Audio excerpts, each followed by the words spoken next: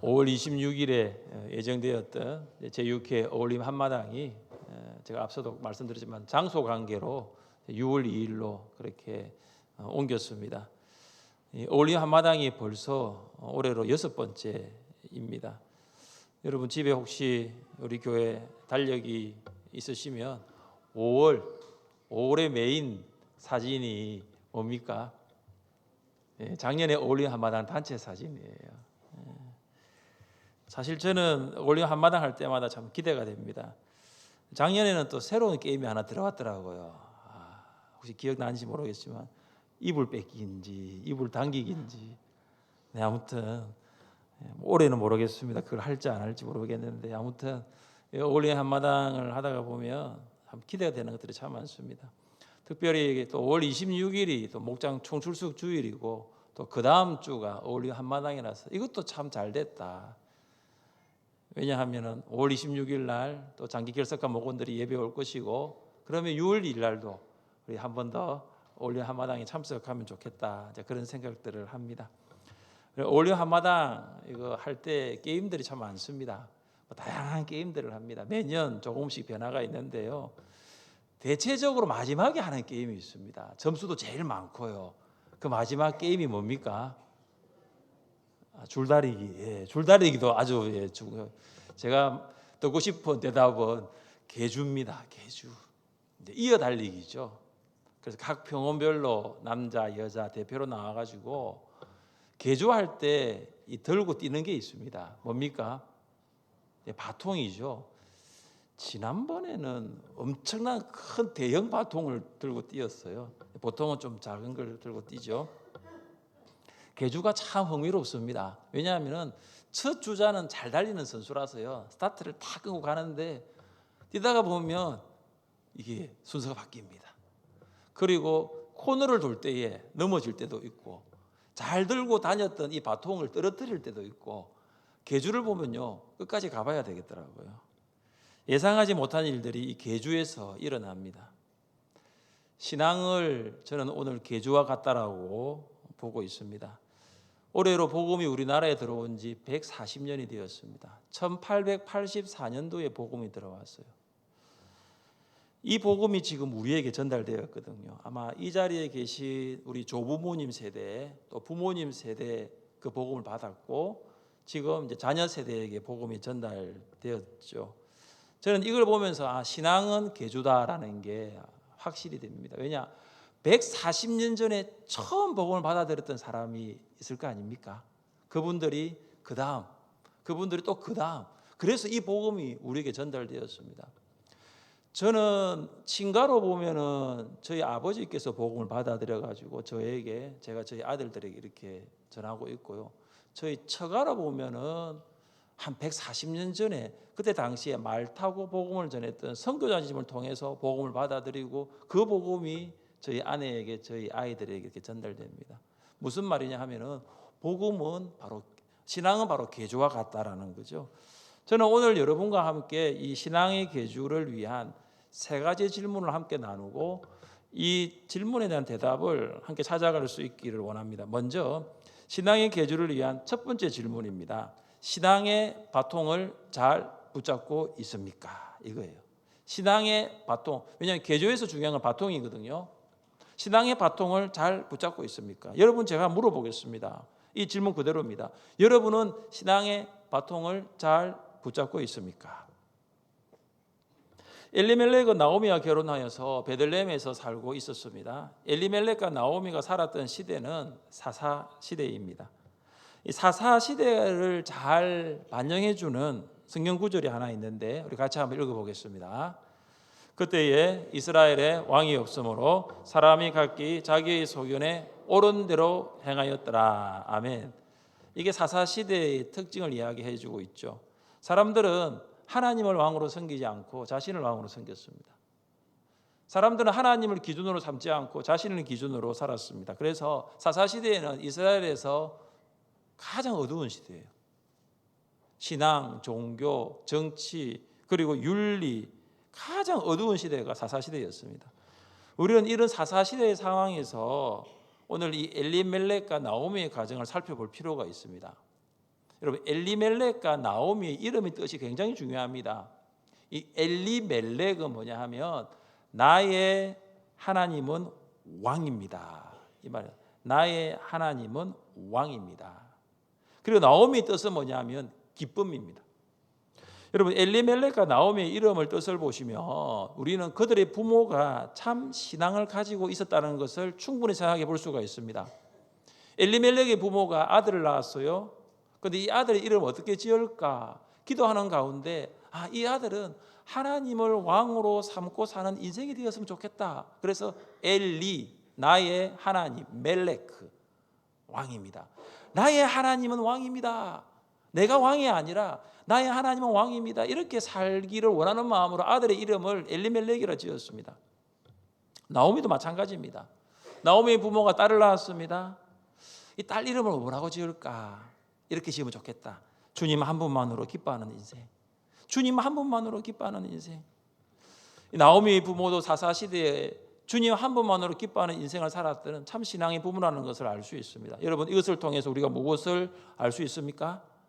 엘리멜렉과 나오미가 그들의 부모로부터 신앙의 바통을 잘 받았다는 거예요. 부모는 그들에게 신앙의 바통을 전달하고 그들은 신앙의 바통을 받았다는 거 알 수 있죠. 엘리멜렉과 나오미가 결혼하여서 두 아들을 낳았는데 아들들의 이름이 말론과 기련입니다. 말론의 뜻은 약함, 기련의 뜻은 쇠약입니다. 여러분 말론과 기련에 공통적으로 들어가는 한 단어가 있죠. 뭐죠? 약이에요. 약. 약함의 약, 쇠약의 약입니다. 먹는 약 아니죠. 약하다라는 거죠. 아마도 아들들이 태어났을 때 몸이 다른 아이들보다 약하게 태어날 수도 있었을 거예요. 만삭되지 못하고 태어났을 수도 있고요. 선천적인 약함을 가지고 태어났다고도 볼 수 있습니다. 그런데 여러분 아무리 자녀가 약하게 약골로 태어났더라도 자녀 이름 이렇게 짓지 않습니다. 자녀의 이름 안에 엘리멜렉과 나오미의 신앙이 들어가 있는 거예요. 그들이 부모로부터 신앙을 바통을 받았지만 그들의 신앙은 말론과 같았다. 약했다라는 거죠. 그들의 신앙은 기론과 같았다. 쇠약했다는 거예요. 정작 엘리멜렉과 나오미의 신앙은 건강하지 못했다. 성숙되지 못했다는 것이죠. 조부모 세대는 하나님을 왕으로 섬겨 기쁨이 충만한 삶을 살았는데 이 부모 세대 이 엘리멜렉과 나오미에게 와서는 그러하지 못했다라는 것입니다. 무엇을 말합니까? 신앙의 바통을 받기는 받았는데 잘 잡고 있지 못했어요. 그런 중에 어떤 일이 일어납니까? 흉년이 유다 베들레헴에 왔습니다. 성경에서 흉년은 하나님의 징계의 수단으로 나타납니다. 왜 하나님께서 베들레헴에 풍년이 아니라 흉년을 주셨을까요? 베들레헴 사람들이 왕이신 하나님을 떠나 자기 마음대로 살았기 때문입니다. 하나님이 기준이 아니라 내가 기준이 되어버렸기 때문입니다. 그래서 하나님께서는 이 흉년을 통해서 자기 마음대로 살았던 이 베들레헴 사람들이 이것은 잘못되었다라고 회개하고 왕이신 하나님께로 돌아와 예배하기 위해서 하나님께서 흉년을 주신 거예요. 자, 그런데 엘리멜렉과 나오미가 회개하였을까요? 엘리멜렉은 나오미와 두 아들을 데리고 양식이 있는 모압으로 이주를 합니다.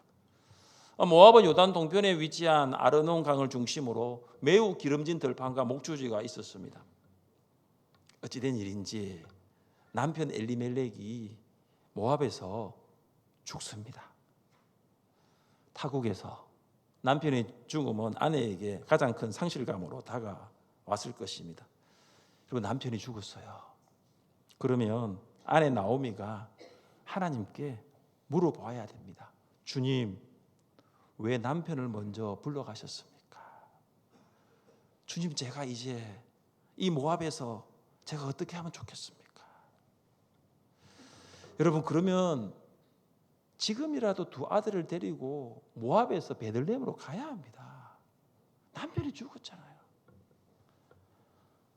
그런데 나오미는 돌아가지 않습니다. 게다가 나오미는 이 두 아들을 모압 여인들과 결혼하는 것을 허락하고 맙니다. 율법은 이방 여인과의 결혼을 엄격하게 금지시키고 있습니다. 나오미의 신앙은 점점 아래로 나오미가 부모로부터 받았던 신앙의 바통은 점점 손에서 떨어지고 있는 거죠. 그녀의 삶에는 하나님 중심에 하나님을 왕으로 섬기는 모습이 전혀 보이지 않습니다. 하나님이 기준이 되지 않았습니다. 그렇게 10년의 세월이 흐릅니다. 또 어찌된 일인지 두 아들도 죽습니다. 엘리멜렉 가정의 남자들이 모조리 다 죽고 여자들만 남습니다. 나오미의 신앙의 이 상태, 신앙의 바통은 점점 아래로 내려가고 있습니다. 사랑하는 성도 여러분, 경제적인 흉년을 직면하여 하루하루 겨우겨우 버티면서 살아가는 성도들이 있습니다. 건강의 흉년 때문에 어떻게 해야 할지를 몰라 마음이 아주 힘들어하는 한우들이 있습니다. 자녀의 학업과 진로 때문에 묵묵히 기도를 하지만 여전히 자녀는 뜻대로 되지 않는 가정들이 있습니다. 이런 인생의 흉년이 찾아오더라도 신앙의 바통만큼은 잘 잡을 수 있기를 주님의 이름으로 축복합니다. 인생의 흉년을 만났다 할지라도 신앙만 잡고 있으면, 신앙의 바통을 잘 잡고 있으면 소망은 반드시 찾아오게 되어 있습니다. 6절 말씀을 함께 읽습니다. 6절입니다. 그 여인이 모압 지방에서 여호와께서 이에 두 며느리와 함께 일어나 모압 지방에서 돌아오려 하여. 아멘. 여기 보시면 돌보시사라는 단어가 있죠. 돌보시사는 목자가 양떼를 먹일 때 사용하는 단어예요. 목자가 양떼를 먹이는 것처럼 이스라엘의 목자이신 하나님께서 그의 백성을 먹이십니다. 10년이라는 흉년 동안 고통 중에 있었던 베들레헴 백성들에게 드디어 하나님께서 양식을 먹이십니다. 나오미는 모압에서 하나님께서 돌보셨다는 소식을 듣습니다. 나오미가 이 복된 소식, 이것을 들을 수 있다는 것은 은혜지요. 나오미가 이 소식을 들었을 때 아마 모압에서의 지난 10년 동안의 일들이 주마등처럼 지나갔을 거예요.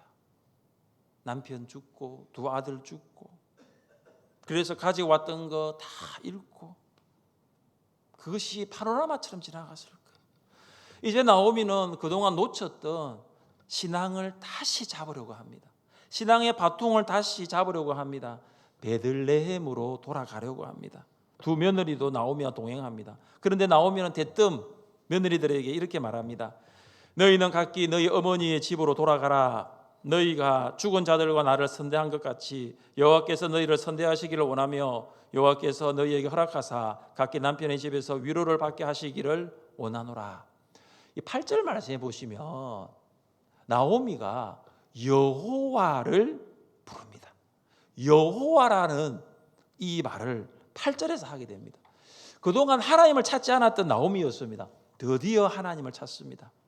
나오미는 모압의 신 그모스가 아니라 하나님께서 너희를 선대하시기를 원한다라고 합니다. 너희들이 모압으로 돌아가더라도 너희들 그모스를 섬기지 말고 하나님을 섬기라고 합니다. 나오미는 이 두 며느리의 인생이 하나님께 달려있다는 것을 믿고 있습니다. 그리고 나오미는 회개합니다. 13절 하반절입니다. 13절 하반절에 보시면 여호와의 손이 나를 치셨으므로 나는 너희로 말미암아 더욱 마음이 아프도다. 나오미는 고난을 하나님이 징계로 보았습니다. 하나님께서 남편 엘리멜렉과 두 아들을 데려가셔서 고난의 10년을 보낸 것을 드디어 회개합니다. 왜냐하면 흉년이 오더라도 베들레헴을 떠나면 안 되는데, 흉년이 와서 베들레헴을 떠나 양식 있는 모압으로 왔다는 것을, 이건 잘못된 선택이었구나. 그것을 알고 하나님께 회개합니다. 다시 놓았던 신앙의 바통을 잡기 시작합니다. 사랑하는 여러분, 10년 이상 신앙의 바통을 놓쳤던 나오미가 다시 신앙의 바통을 붙잡을 수 있었던 것은 무엇이었습니까? 바로 들음입니다. 신앙의 바통을 다시 붙잡을 수 있는 것은 말씀 들음이에요. 다시 말씀을 들으십시오. 하늘세미교회는 여러분이 신앙의 바통을 잘 붙잡을 수 있도록 섬기고 있습니다. 다시 예배의 자리를 회복하십시오. 예배의 자리를 회복한다는 것은 그 신앙의 바통을 다시 붙잡는 것입니다. 예배의 자리에서 말씀을 들으시고 그동안 놓쳤던 신앙의 바통을 붙잡을 수 있기를 바라며, 특별히 여러분 목원들 중에서 신앙의 바통을 놓친 목원들이 있습니까? 그들을 다시 목장으로, 그들을 다시 5월 26일 목장 총출석 주일로 초청하십시오. 놓쳤던 신앙의 바통을 다시 잡기 위해서는 기도의 자리를 회복하십시오. 기도할 때 말씀이 들립니다. 예배 시간에 말씀을 선포할 때 우리의 마음밭이 좋은 밭 되기를 위하여 반드시 기도하십시오. 기도할 때 성령께서 나의 마음을 부드럽게 하셔서 말씀이 들리도록 도우십니다. 말씀을 들음으로 신앙의 바통을 잘 붙잡고 신앙의 계주를 달려갈 수 있기를 주님의 이름으로 축복합니다. 신앙의 계주를 위한 두 번째 질문입니다. 두 번째 질문은 신앙의 바통을 잘 전달하고 있습니까? 신앙의 바통을 잘 전달하고 있습니까? 바통 터치라는 말씀 여러분 바통 터치. 바통을 주고받는 것을 바통 터치라고 합니다. 그 바통 터치는 20m 구간에서 이루어집니다. 그런데 20m 바깥에서 일어나면 이것은 테이크 오버전을 벗어났다고 해서 실격 처리가 됩니다. 그리고 바통 터치할 때는요, 바통을 주는 사람이 전력으로 달려갑니다. 속도를 늦추지 않습니다. 바통을 주는 사람은 전력으로 달리면서 바통을 전달합니다. 자, 그렇다면 신앙의 바통을 다시 붙잡은 나오미는 그 다음 주자에게 어떻게 전달하였을까요? 나오미는 며느리들에게 모압으로 돌아가라고 집요하게 그리고 강력하게 권면합니다. 우리 11절과 12절 말씀을 함께 읽겠습니다. 11절과 12절입니다. 나오미가 이르되 내 딸들아 돌아가라. 너희가 어찌 나와 함께 가려느냐. 내 태중에 너희의 남편 될 아들들이 아직 있느냐. 내 딸들아 되돌아가라. 나는 늙었으니 남편을 두지 못할지라. 가령 내가 소망이 있다고 말한다든지 오늘 밤에 남편을 두어 아들들을 낳는다 하더라도. 아멘. 나오미는 며느리들에게 모압으로 돌아갈 이유를 말합니다. 무엇입니까? 율법에 기록된 형사취수라는 것과 관계가 되어 있습니다. 형사취수라는 말은 뭐냐 하면 형이 죽은 뒤에 동생이 형수와 결혼하여서 함께 사는 혼인제도입니다. 그러니까 형사취수에 따르면 나오미는 엘리멜렉의 동생과 결혼할 수 있는 거죠. 그런데 보십시오 여러분, 나오미는 이미 나이가 늙어 자식을 가질 수가 없어요. 혹시 아들을 낳는다 하더라도 그 아들이 장성하려면 상당한 기간을 기다려야 됩니다. 그러니까 결혼하는 것도 어렵고요, 결혼해서 자녀를 낳는 것도 어렵고요, 그 자녀가 장성하기까지 기다리는 것은 더더욱 어렵습니다. 그래서 나오미는 며느리들에게 뭐라고 말합니까? 모압으로 돌아가라. 모압으로 돌아가라고 합니다. 이런 시어머니의 만류에 두 며느리 어떻게 합니까? 14절 말씀을 함께 읽겠습니다. 14절입니다. 그들이 소리를 높여 다시 울더니 오르바는 그의 시어머니에게 입맞추되 룻은 그를 붙쫓았더라. 아멘. 돌아가라 하니까 이제 오르바는 나오미와 작별 인사를 나누고 모압으로 돌아갑니다. 그러나 룻은 나오미를 쫓기로 결심합니다. 그래서 나오미가 룻에게 한 번 더 이야기합니다. 보라, 내 동서는 그와 백성과 그의 신들에게로 돌아가나니 너도 너의 동서를 따라 돌아가라. 오르바가 모압으로 돌아간 것은 그의 백성과 그의 신들에게 돌아간 것입니다. 성경은 오르바가 모압으로 돌아간 것을 모압 백성이 섬기는 그모스에게로 돌아갔다라고 합니다. 여러분, 이것은 오르바가 단순히 시어머니 나오미를 떠난 것이 아니라 하나님을 떠났다는 거예요. 한편 나오미는 룻에게 이런 말을 했죠. 너도 너의 동서를 따라 돌아가라. 여러분, 이 말은 며느리를 향한 시어머니의 배려가 결코 아닙니다. 하나님을 향한 룻의 신앙의 테스트입니다. 오늘 본문에 보시면 나오미가 룻에게 몇 번 돌아가라고 하고 있습니까? 여러분, 8절에 보시면 이렇게 말하고 있죠. 너희는 각기 너희 어머니의 집으로 돌아가라. 11절에 보십시오. 내 딸들아 돌아가라. 12절에 보십시오. 내 딸들아 되돌아가라. 그리고 15절에도 너도 너의 동서를 따라 돌아가라. 몇 번이죠? 4번. 한 번 아니에요. 4번 반복적으로 모압으로 돌아가라고 합니다. 그런데 여러분, 이 룻이 나오미의 말대로 모압으로 돌아갑니까? 돌아갑니까? 돌아가지 않습니다. 룻이 모압으로 돌아가지 않습니다. 룻이 모압으로 돌아가지 않았다는 것은 무슨 말이냐? 나오미의 신앙의 바통이 룻에게 전달되었다는 것이고 룻은 그 신앙의 바통을 받았다는 거예요. 사도 바울은 신앙의 바통을 누구에게 전달하였습니까? 같이 한번 읽어보겠습니다. 내 아들아, 그러므로 너는 그리스도 예수 안에 있는 은혜 가운데서 강하고 또 내가 많은 정인 앞에서 내게 들은 말을 충성된 사람들에게 부탁하라. 그들이 또 다른 사람들을 가르칠 수 있으리라. 아멘. 바울은 신앙의 바통을 그의 영적인 아들 디모데에게 전달합니다. 그리고 바울은 디모데에게 이렇게 부탁합니다. 디모데야, 너가 받은 그 신앙의 바통을 충성된 사람들에게 꼭 전달해 주기를 바란다. 그러면 그 충성된 사람들이 또 다른 사람들에게 이 신앙의 바통을 전달할 수 있을 거야. 사랑하는 성도 여러분, 여러분 가정에 이 신앙의 바통이 잘 전달되고 있습니까? 최소한 이 예배의 자리에 오셨다 하면 신앙의 바통을 지금 가지고 계실 텐데요. 그 신앙의 바통을 잘 전달하고 있습니까? 제가 방금 바톤 터치할 때는 앞에 있는 주자가 전력으로 달려야 된다고 제가 말씀을 드렸잖아요. 아버지 여러분, 전력으로 성경을 배우고 계십니까? 어머니 여러분, 전력으로 기도하고 있습니까? 우리 아버지 여러분, 우리 감사 가정 예배를 우리가 지금 드리고 있는데요. 여러분 감사 가정 예배 시간에 자녀들에게 말씀을 잘 가르치고 있습니까?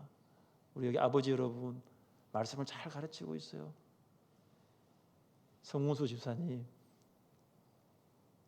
어머니 여러분, 여러분 자녀를 위해서 전력으로 기도하고 있습니까?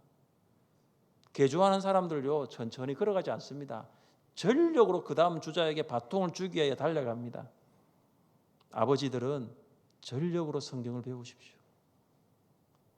그리고 어머니 여러분들은 전력으로 자녀를 위하여 기도하십시오. 특별히 5월 20일 제6회 하늘샘 MIP 전체 기도회가 있습니다.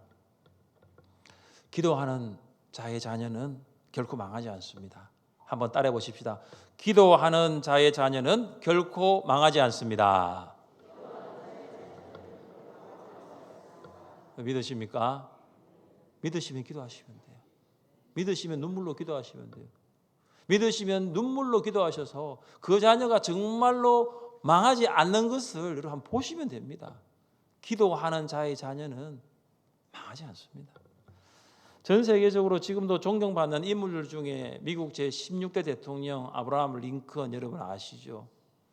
이 아브라함 링컨이 9살 때 어머니 낸시 링컨이 세상을 떠납니다. 그때 이 낸시 링컨 어머니가 아브라함 링컨에게 한 가지 신앙의 바통을 줍니다. 신앙의 바통이 뭐냐 하면 성경이에요. 성경. 9살 된 아들에게 이 성경을 주면서 이렇게 유언을 남깁니다. 사랑하는 내 아들아, 이 성경은 내가 부모님으로부터 물려받은 것이야. 내가 여러 번 읽어서 이미 많이 낡았지만 이 성경은 우리 집에 아주 값진 보배란다. 나는 너에게 12만 평의 땅을 물려주기보다 이 한 권의 성경을 물려주는 것을 너무나 기쁘게 생각한단다.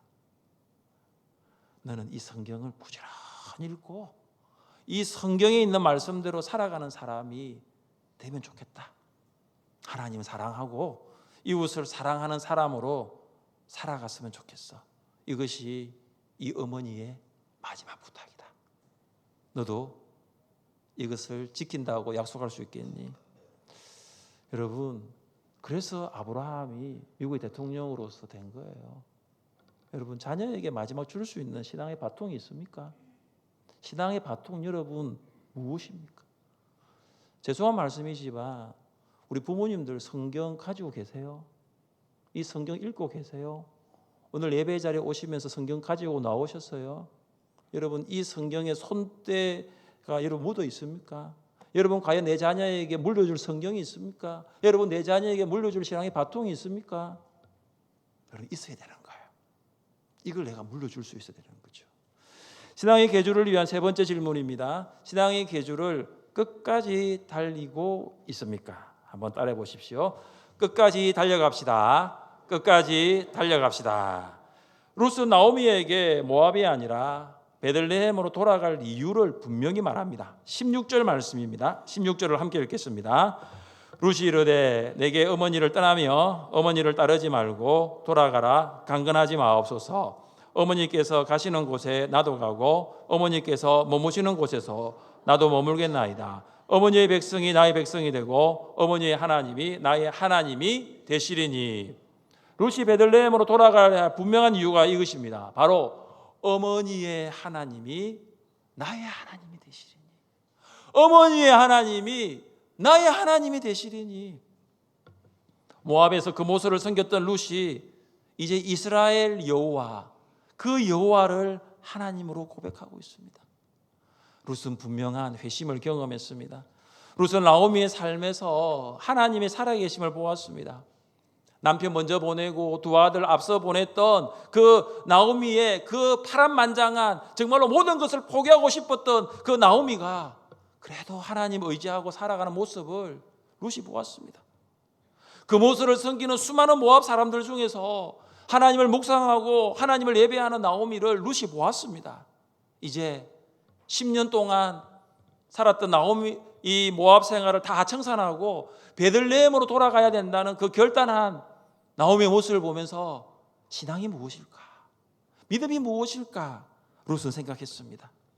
룻은 나오미의 삶을 통해서 하나님의 살아계심을 보았고 하나님의 살아계심을 들었고 하나님의 살아계심을 경험했습니다. 룻은 이제 신앙의 계주를 끝까지 달려가겠습니다. 어머니, 제가 이 신앙의 바통을 붙잡고 어머니, 제가 이 신앙의 계주를 끝까지 달려가겠습니다. 그런 고백하고 있습니다. 우리 17절 말씀 함께 읽습니다. 17절입니다. 어머니께서 죽으시는 곳에 나도 죽어 거기 묻힐 것이라. 만일 내가 죽는 일 외에 어머니를 떠나면 여호와께서 내게 벌을 내리시고 더 내리시기를 원하나이다 하는지라. 아멘. 룻은 나오미가 돌아가라 해도 돌아가지 않습니다. 저는 어머니 따라가겠습니다. 저는 어머니 머무는 곳에 머물겠습니다. 저는 어머니가 죽으시는 곳에 저도 거기에 죽어 묻히겠습니다. 무슨 말입니까? 룻은 죽음이 갈라놓지 않는 한 어머니 떠나지 않겠습니다.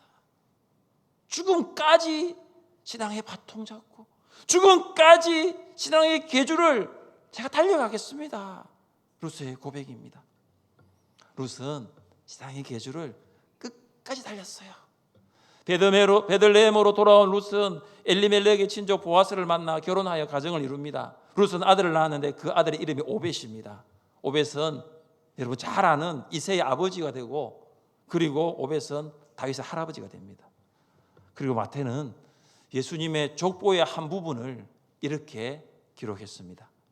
보아스는 룻에게서 오벳을 낳고 오벳은 이새를 낳고 이새는 다윗 왕을 낳았니라. 룻은 예수님의 족보에, 이방 여인 룻, 모압 여인 룻이 예수님의 족보에 이름이 기록되는 복을 받습니다. 왜냐하면 그녀가 끝까지 달려갔거든요. 돌아가라, 되돌아가라 해도 아닙니다. 어머니, 저는 어머니와 함께 신앙의 계주를 달리겠습니다. 저는 신앙으로 살아가겠습니다. 끝까지 달려갔거든요. 사도 바울은 다메섹에서 부활하신 예수님을 만났습니다. 그러니 예수님으로부터 신앙의 바통을 전달받았습니다. 셀 수 없는 박해 가운데서도 신앙의 계주를 포기하지 않았습니다. 육신의 연약함이 있었지만 그는 끝까지 신앙의 계주를 달렸습니다. 좌로나 우로나 흔들리지 않았습니다. 신앙의 계주를 다 달린, 이제 결승점을 앞둔, 이제 천국을 앞둔 그 바울의 고백을 여러분 들어보십시오. 나는 선한 싸움을 싸우고 나의 달려갈 길을 마치고 믿음을 지켰으니 이제후로는 나를 위하여 의의 면류관이 예비되었으므로 주곧 어려우신 재판장이 그날에 내게 주실 것이며 내게만 아니라 주의 나타나심을 사모하는 모든 자에게도니. 이 고백이 여러분의 고백이 될 수 있기를 주님의 이름으로 축복합니다. 사랑하는 성도 여러분, 우리는 오늘 신앙의 계주를 위한 세 가지 질문을 가지고 그 대답을 찾아가 보았습니다. 여러분, 신앙의 바통을 잘 붙잡고 있습니까? 여러분, 신앙의 바통을 잘 전달하고 있습니까? 여러분, 신앙의 계주를 끝까지 달려가고 있습니까?